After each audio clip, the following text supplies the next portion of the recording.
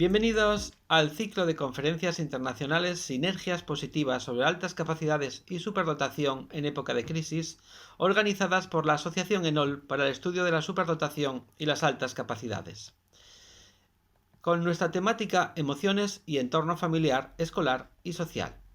Hoy tengo el placer de presentarles a María de los Dolores Valadez Sierra, profesora e investigadora del Departamento de Psicología Aplicada, directora del Instituto de Psicología y Educación Especial del Centro Universitario de Ciencias de la Salud de la Universidad de Guadalajara de México. María Dolores es responsable del programa para alumnos con altas capacidades y miembro de distintas asociaciones internacionales de alumnos con altas capacidades. Hoy nos va a hablar de los aspectos socioemocionales de los niños con alta capacidad. Adelante, María Dolores, con esta interesante ponencia. Hola, muy buenas tardes o muy buenos días, según el lugar donde nos encontremos. Estoy muy agradecida por la invitación que me han hecho para participar en este evento, que seguro es muy importante y llegará a muchas personas que están muy interesadas en el tema de las altas capacidades y sobre todo ahora un tema que es muy importante, que es los aspectos socioemocionales, ¿sí? Entonces yo estaré abordando justamente de manera general estos aspectos que se presentan en los niños con altas capacidades. Mi nombre es Dolores Valadez Sierra, yo soy directora del Instituto de Psicología y Educación Especial del Departamento de Psicología Aplicada del Centro Universitario de Ciencias de la Salud de la Universidad de Guadalajara, México. Bueno, pues el objetivo de esta presentación es justamente reflexionar sobre los estudios que se han realizado respecto a los aspectos socioemocionales de los alumnos con altas capacidades. Como les decía, es un tema pues muy interesante, de mucha preocupación, tanto para padres como para profesores y especialistas, pero curiosamente es uno de los temas que se han abordado menos o se han investigado menos, ¿sí?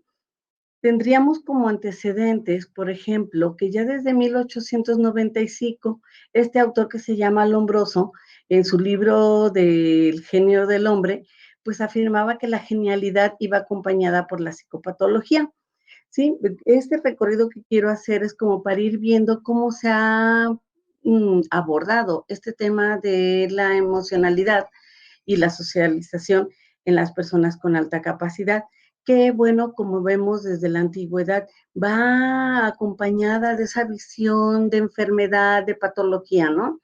Entonces, pues miren, desde 1895, pues ya se hablaba de esto, ¿no?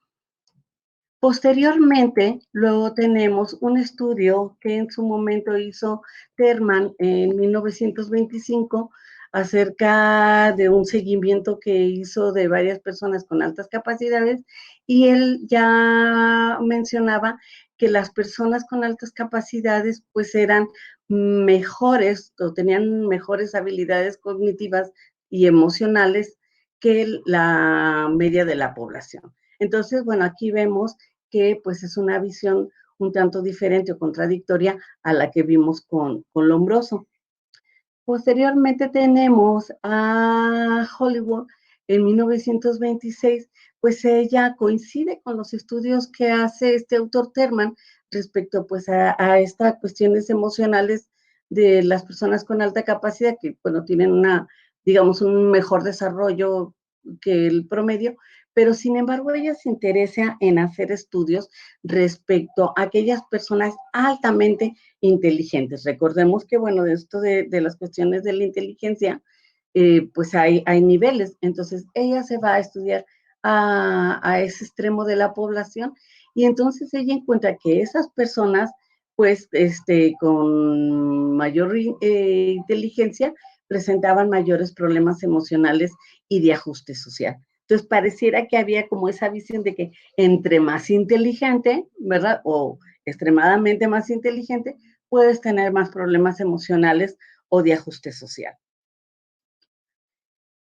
Y bueno, ya más reciente, al menos en 1999, pues Neidhart habla acerca del desarrollo socioemocional de los niños superdotados, y él pues ni dice, ahora sí ni sí ni no, sino más bien pues dice que pueden presentar tanto riesgos como resiliencia, ¿sí? ¿Qué ha pasado en años más recientes respecto a este tema? Bueno, pues, por ejemplo, nosotros llevamos en el 2004 un estudio que abordó la cuestión de los estados emocionales. Específicamente nos fuimos a cuestiones de ansiedad y de depresión en niños de 9 años, ¿sí? Y bueno, pues no encontramos diferencias importantes en relación con niños de esa misma edad que no presentaran una alta capacidad, ¿no? Incluso se hizo una comparación entre género, porque también es otro de los temas que se aborda dentro de la parte de las emociones, si difieren en relación con los que no tienen alta capacidad, pero también si difieren dentro del mismo grupo por cuestiones de género, ¿no? En este caso nosotros no encontramos nada. Aquí yo les voy comentando pues algunos estudios ya con un rango específico de edad, porque luego también, bueno, lo que se estuvo diciendo fue que no había esa precisión entre sí o si no hay dificultades emocionales, porque pues el rango de edad era muy amplio, ¿no?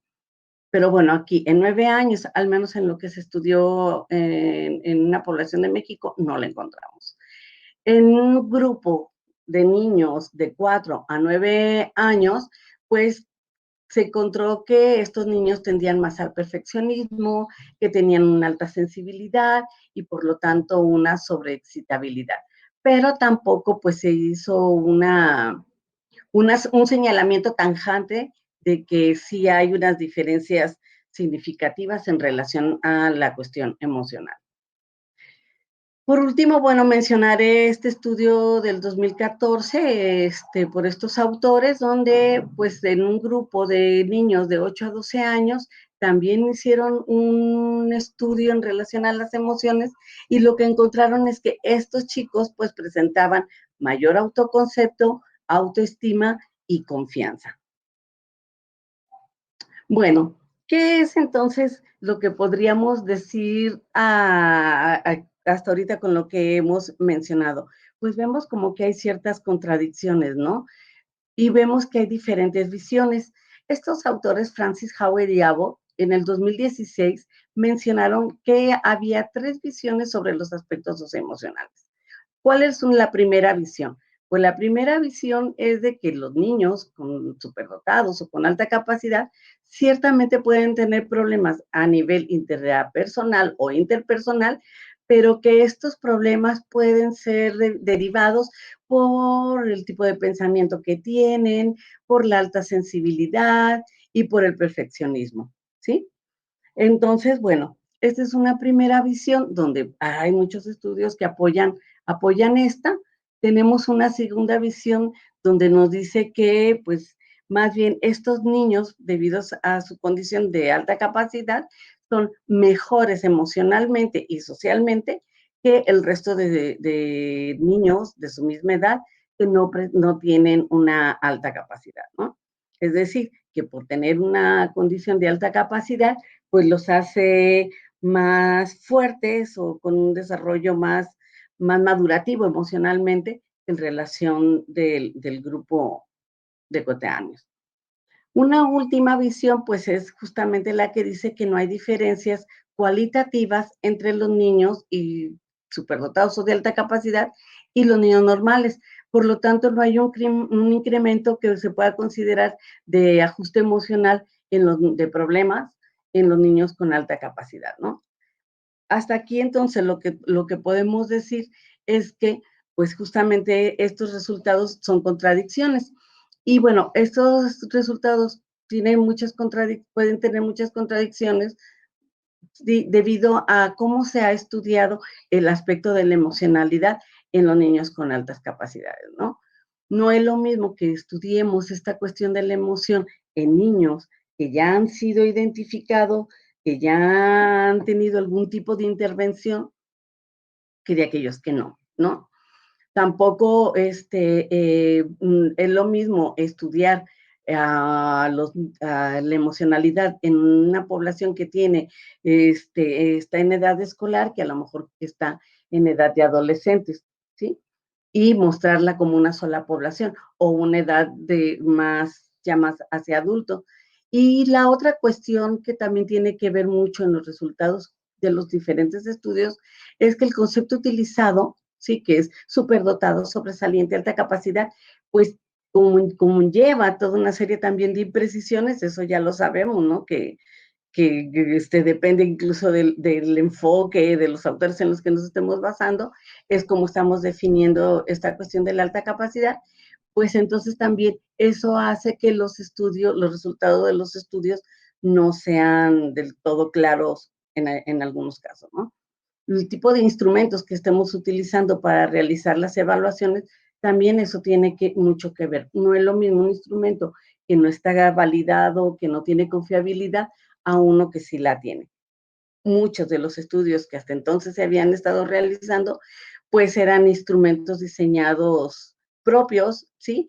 O diseñados para evaluar ciertos aspectos que no lograban abarcar la totalidad de la cuestión emocional.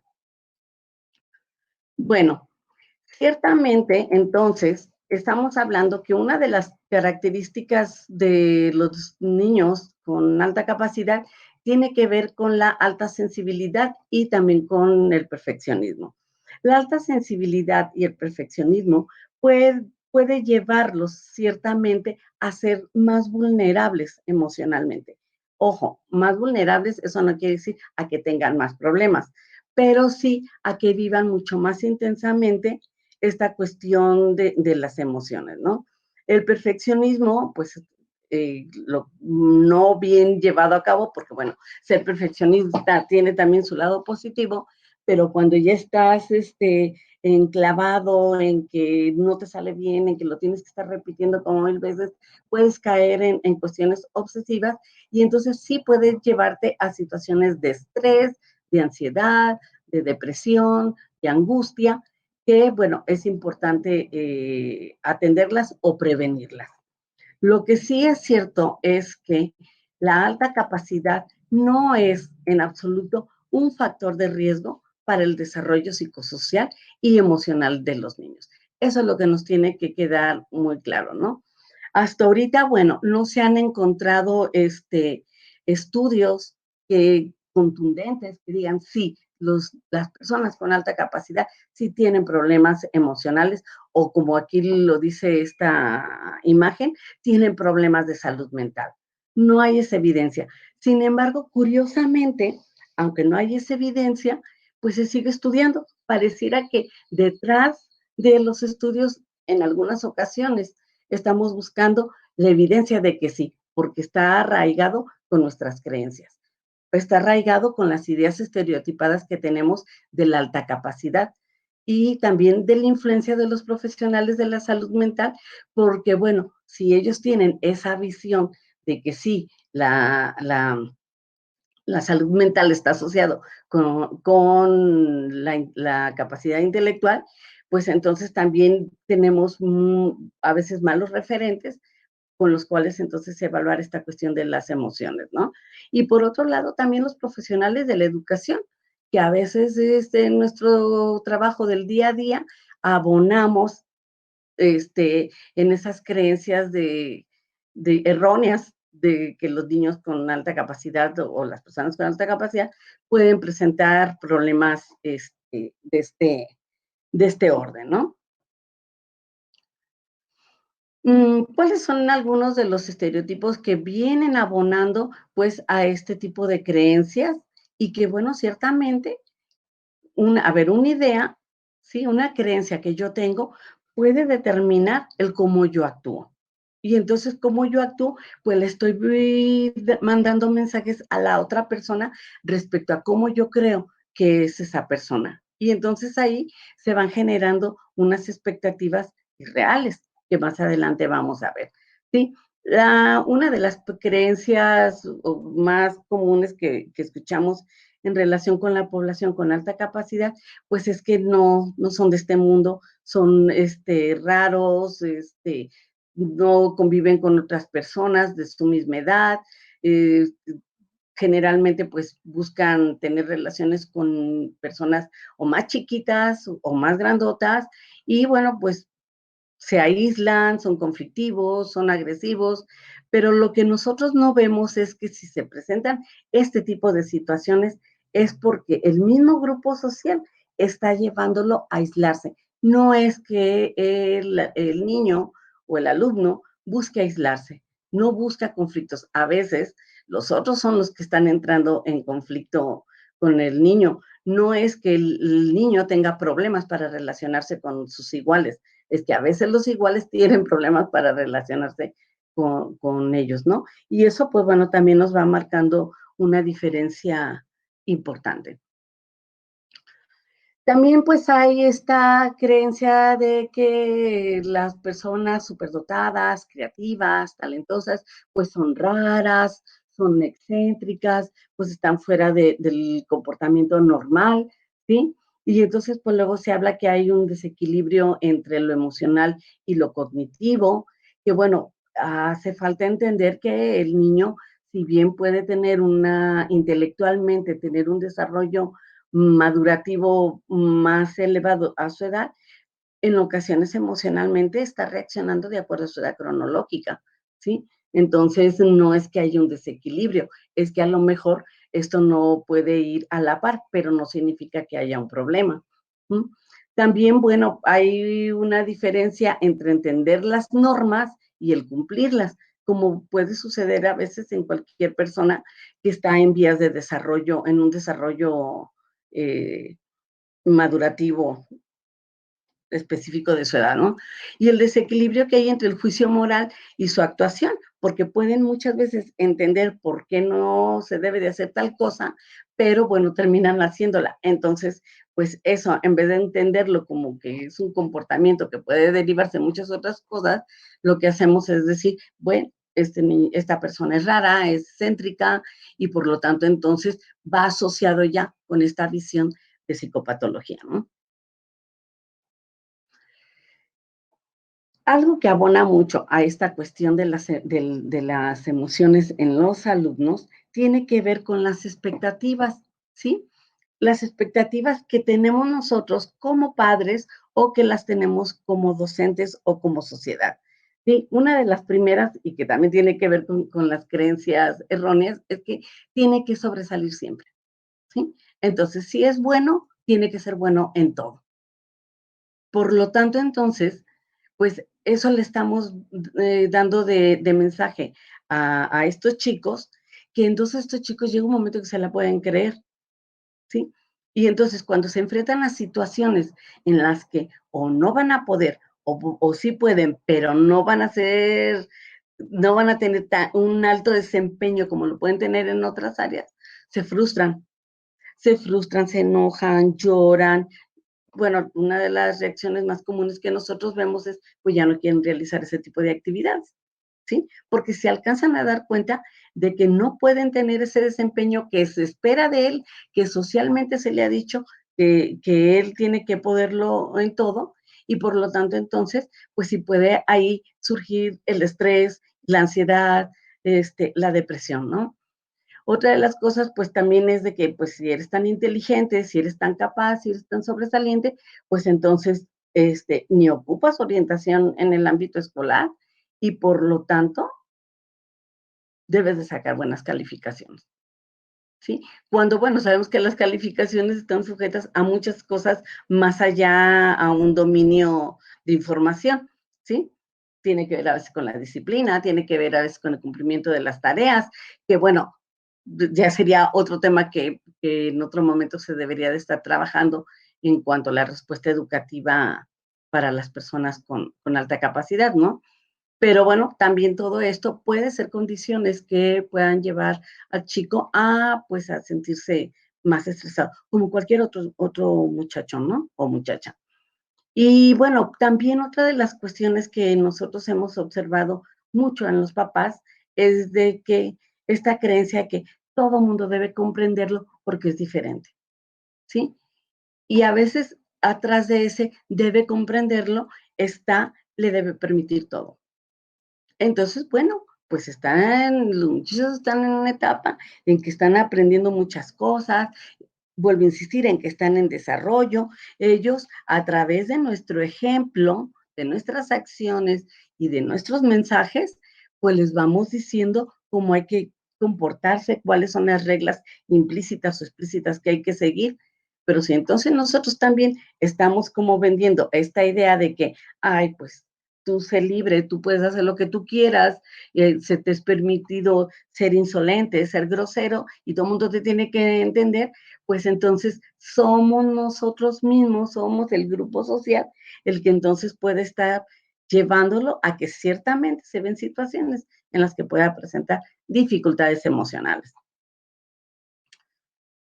A final de cuentas, a mí me gustó mucho este mensaje que nos dan estos autores españoles, pues lo que hay es un miedo social a aceptar la diferencia.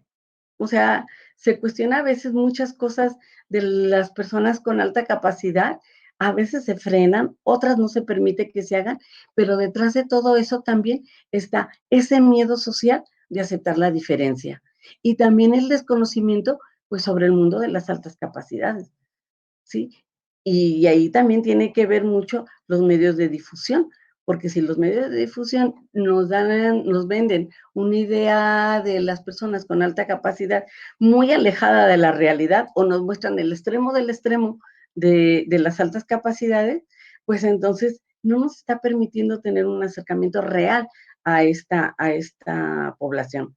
Por ello es que es muy importante pues que se siga trabajando en la difusión, y miren, este tipo de eventos, pues yo creo que ayuda mucho a irnos aclarando respecto a ellos.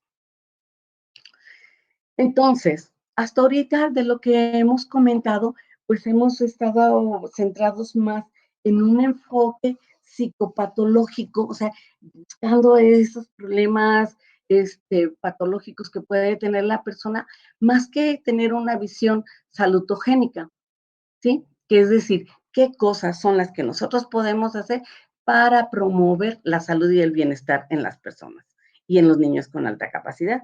Porque si es así como estamos atendiendo la parte emocional, perdón, la parte académica, tenemos que darle su igual importancia a la parte social y emocional.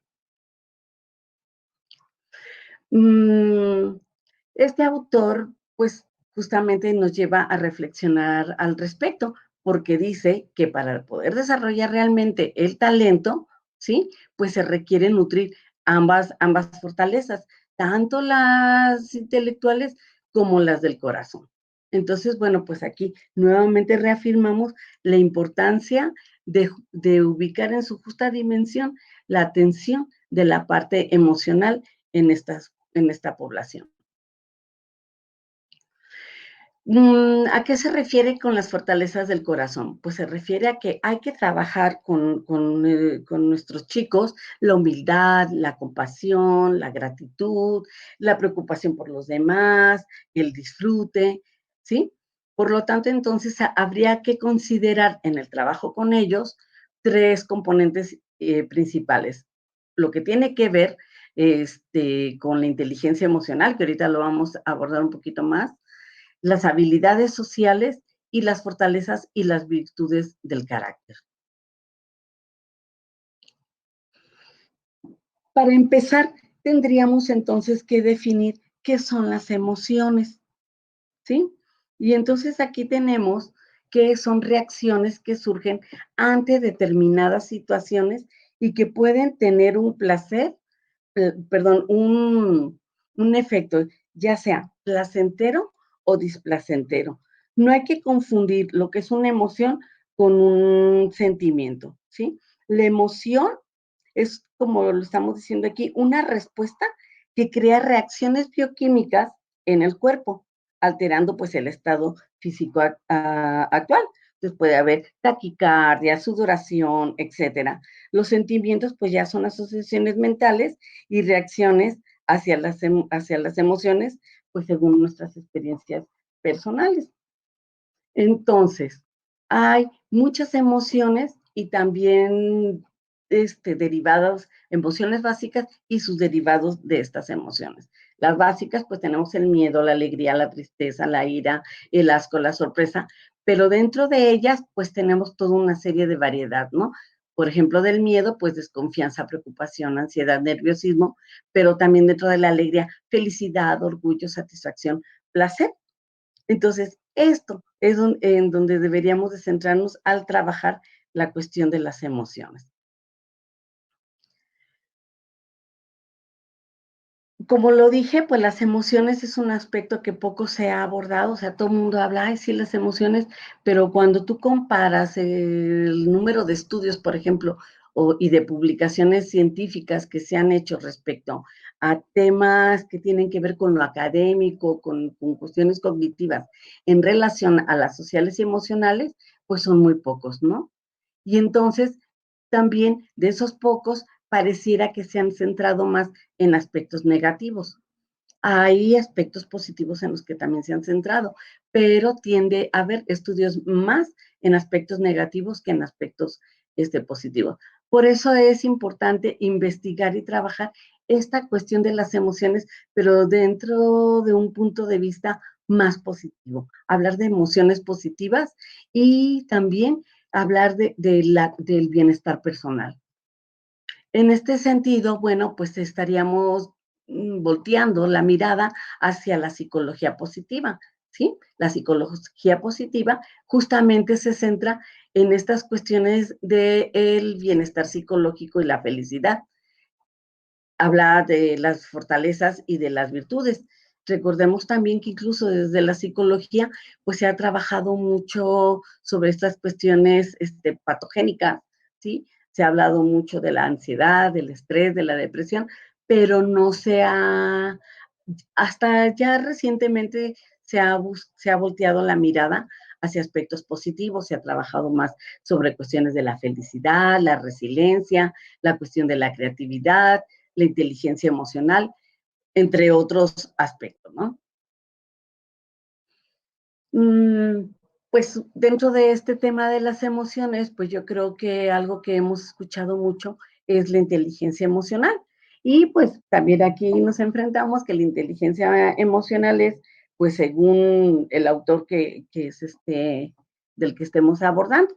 En este caso, Barón, por ejemplo, nos dice pues que es una serie de capacidades, competencias y habilidades no cognitivas que van a influenciar la habilidad propia para tener éxito al afrontar aspectos del medio ambiente. Entonces, la inteligencia emocional tiene que ver con la adaptación, tiene que ver con esas habilidades interpersonales, intrapersonales, con el estado de ánimo y el manejo del estrés. ¿Qué son las emociones positivas? Pues las emociones positivas, según lo refiere esta autora argentina, Laura Oros, son aquellas que se identifican como experiencias de bienestar, satisfacción o placer. Y pues tenemos la alegría, la felicidad, la inspiración, el amor, etcétera. ¿Sí? De hecho, ya hoy en día se dice que no es necesario hablar de emociones positivas o emociones negativas, sino de emociones, porque las emociones, pues bueno, dependiendo la situación, pues son las que tú tienes que enfrentar. Por ejemplo, si a mí me roban o me asaltan, pues mi emoción positiva no puede ser que se manifieste ahí, ¿no? No que me dé gusto o me dé diversión, pues ahí lo esperable y lo lógico sería que me enoje, ¿sí? Que a lo mejor está catalogado como una emoción negativa. Entonces, a veces esas emociones tienen que salir de una manera adecuada, ¿sí? Dependiendo la situación. Nosotros hemos estado desarrollando un programa que es para competencias socioemocionales para los chicos con altas capacidades. El propósito de este programa, pues, es fortalecer justamente estas competencias en los alumnos con alta capacidad, a fin de que cuenten, pues, con las herramientas necesarias que le permitan ser individuos autónomos. Yo creo que uno de los aspectos más importantes a los que podríamos aspirar en el ámbito de la educación y en general es a la autonomía de las personas, ¿no? Entonces, que nuestros chicos aprendan a ser autónomos, a valerse por sí mismos, a tomar sus propias decisiones, claro, de acuerdo a la edad y acompañándolos, pero que no estén siempre dependiendo de que nosotros estemos marcándole la pauta. Aclaro, esto, bueno, depende de la edad, pero no estaríamos diciendo que a los 12 años todavía tendríamos que estarle marcando la pauta como se la marcamos a un chico de 3 años, ¿sí? Aspiraríamos a que sean personas autocontroladas, es decir, que sepan regularse, que sepan saber a qué horas parar, que sepan a qué horas tienen que actuar, ¿sí? Y sobre todo, que hagan una evaluación de sus propios comportamientos, es decir, cómo estuve hoy, qué fue lo que hice, cómo reaccioné cuando le contesté a la maestra, cómo le contesté, estuvo bien, estuvo mal, cómo pudo haber sido mejor, ¿sí?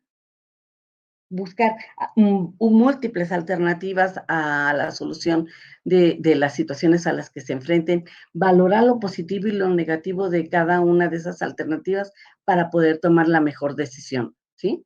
Que tengan habilidades sociales, que puedan entablar relaciones con los otros, aún con esos otros que no comparten contigo tus propias ideas, tiene que ver el respeto, tiene que ver la comprensión, y pues todo esto los lleve a tener un bienestar personal. Si nosotros no tenemos un bienestar personal, tampoco podemos tener un bienestar físico. Por ello es que es tan importante trabajar esta cuestión de las emociones. En este programa, pues nosotros hemos utilizado un concepto que hemos estado trabajando, que es sobre atmósferas creativas, que se entiende pues como ese clima, esas condiciones que vamos generando en un espacio educativo, ya sea formal o no formal. La casa es un espacio educativo también, y que pues esas condiciones que vamos generando, es decir, el respeto a lo que dices, el jugar, el correr riesgos, el a lo mejor vencer el temor a hacer el ridículo, van permitiendo entonces que las personas puedan pensar mejor, sentir mejor también, ¿sí? Y trabajar también a nivel metacognitivo, donde se esté tomando cuestiones pues de la psicología positiva. Es un programa que todavía no tenemos terminado, pero bueno, yo se los quiero compartir porque yo creo que esto nos va dando pautas hacia donde hay que ir trabajando, ¿no? Desde el programa lo hemos considerado en 3 niveles. Un primer nivel donde hablamos de yo y los otros, y lo pusimos así porque sí creemos que primero el niño tiene que conocerse a sí mismo, ¿sí? Tenemos que trabajar esta cuestión del autoconcepto y la autoestima, porque aunque no lo creamos, algunos niños sí no tienen un buen autoconcepto y una autoestima, justamente por esas cuestiones de las expectativas que anteriormente hablábamos. Entonces, hay que empezar a trabajar con todo esto, ¿sí? Trabajar estas cuestiones de las normas de convivencia y de las competencias sociales que se van aprendiendo de manera natural conforme vamos creciendo en el ámbito familiar y luego pues en otros ámbitos como en la escuela y como en la sociedad, pero si no los estamos aprendiendo, pues hay que enseñarlos, ¿sí? Hay que hacerlas explícitas, estas normas de convivencia, ¿sí? Y bueno, pues el trabajo cooperativo, que sabemos que muchos de nuestros niños pues, no les gusta trabajar en grupo, por muchas razones, ¿sí? Porque luego les toca hacer el trabajo, porque otros no lo están entregando, o no lo hacen de la misma calidad. Pero bueno, en este mundo y en estos momentos y más adelante, el trabajo cooperativo será muy importante. Entonces, hay que empezar a trabajar estas cuestiones con los chicos desde muy niños, ¿no?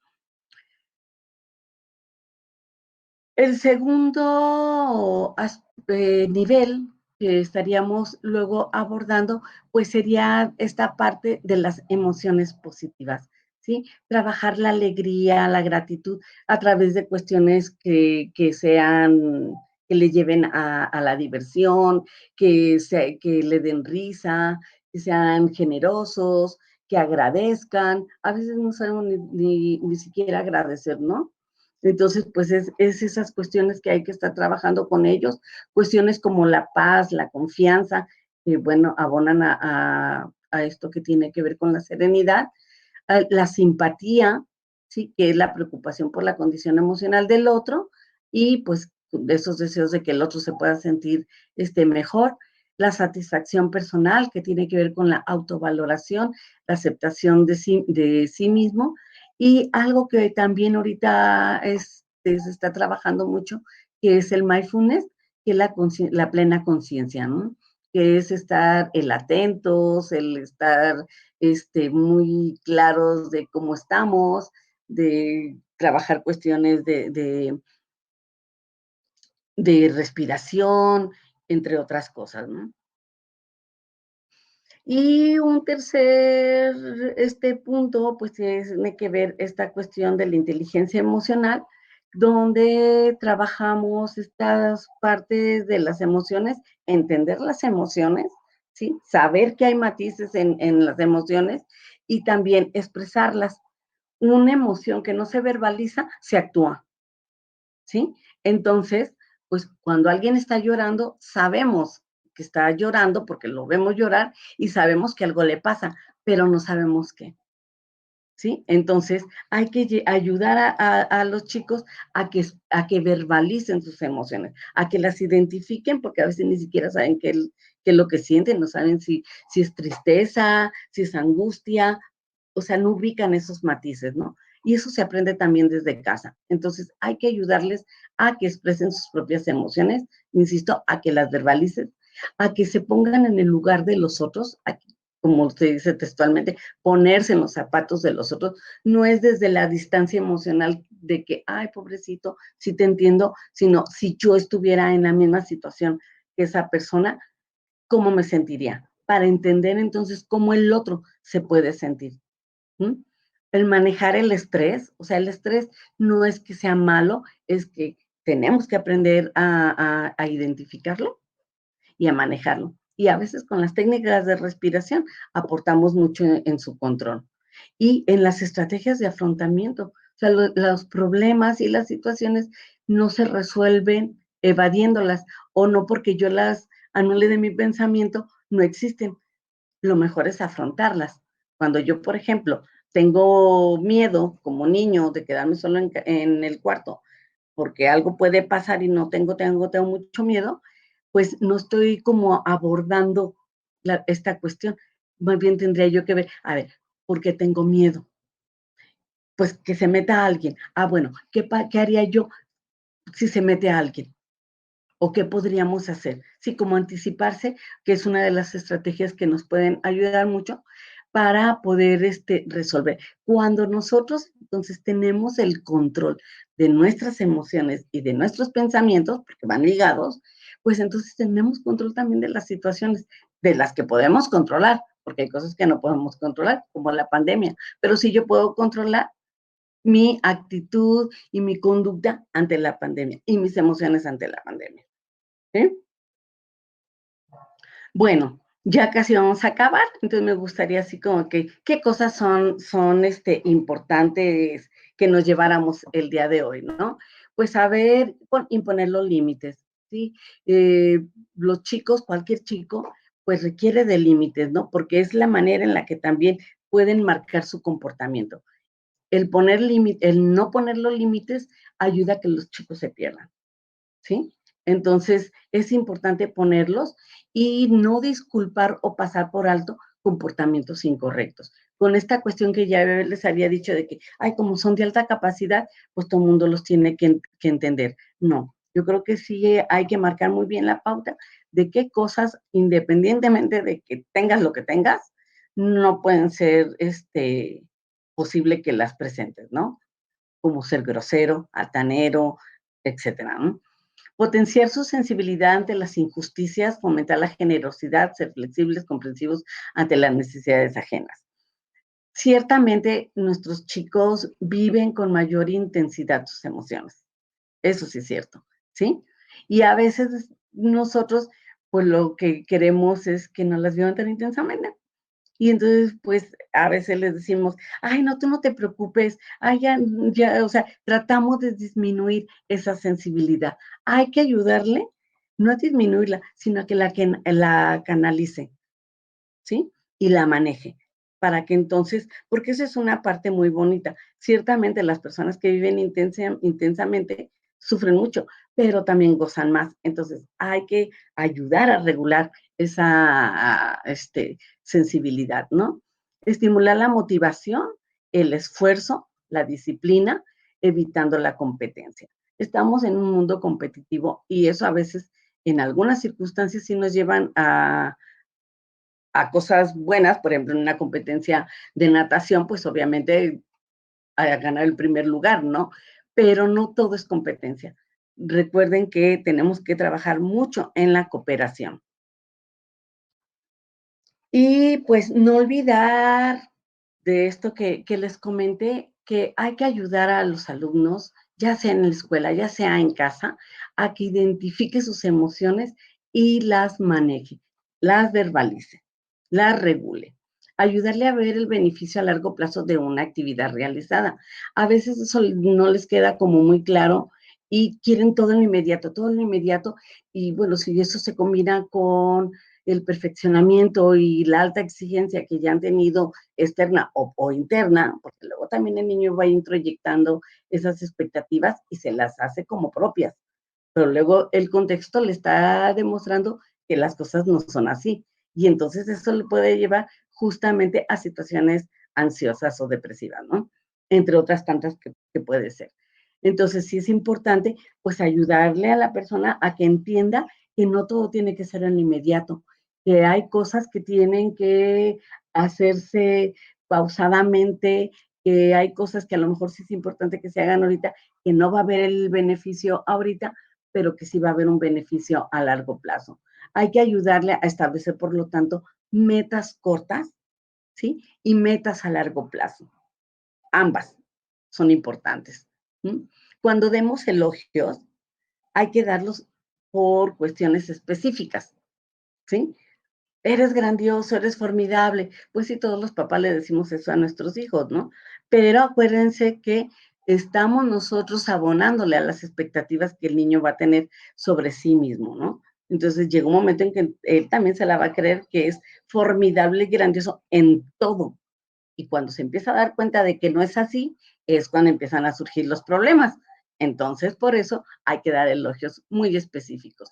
Felicidades porque sacaste buenas calificaciones. Ay, te reconozco esa acción que hiciste de ayudar a embolsar alimentos para darlos a las personas necesitadas. ¿Sí? Cuestiones muy específicas. Tener expectativas realistas también es importante. Sí, es bueno soñar alto, pero también con los pies en la tierra, porque si no, estamos pensando en situaciones que a lo mejor son muy difíciles de alcanzar. Por ejemplo, ay, yo me quiero ir a estudiar, yo me voy a ir a vivir a un país extranjero el próximo año. Bueno, ¿y cómo te vas a ir a vivir el próximo año a otro país? Eres menor de edad, pero además pues no has querido estudiar ningún idioma. ¿Sí me explico? Entonces, aquí entran las metas a corto y a largo plazo, para que entonces esa expectativa que no parece tan realista pueda convertirse en una expectativa realista. Y por último, acompañarles, ¿sí? Estar con ellos, escucharlos, ¿sí? Saber qué piensan, qué sienten, y si nos piden el consejo, darlo, ¿no? Entonces, todo esto, pues, de acuerdo a su edad. Pero bueno, son pautas generales que creo yo que si las llevamos al día a día, vamos a ayudar mucho a nuestros chicos de altas capacidades y a cualquier chico, porque además en una familia podemos tener más hijos y pues a todos les vamos a poder apoyar, sobre todo también a nosotros como adultos, porque si nosotros como adultos no hacemos todo esto, pues entonces no le estamos modelando, no somos buenos modelos para nuestros hijos o para nuestros alumnos. Bueno, pues yo les agradezco su atención, espero que esta charla haya sido de su agrado y pues muchos éxitos en estas jornadas. Gracias.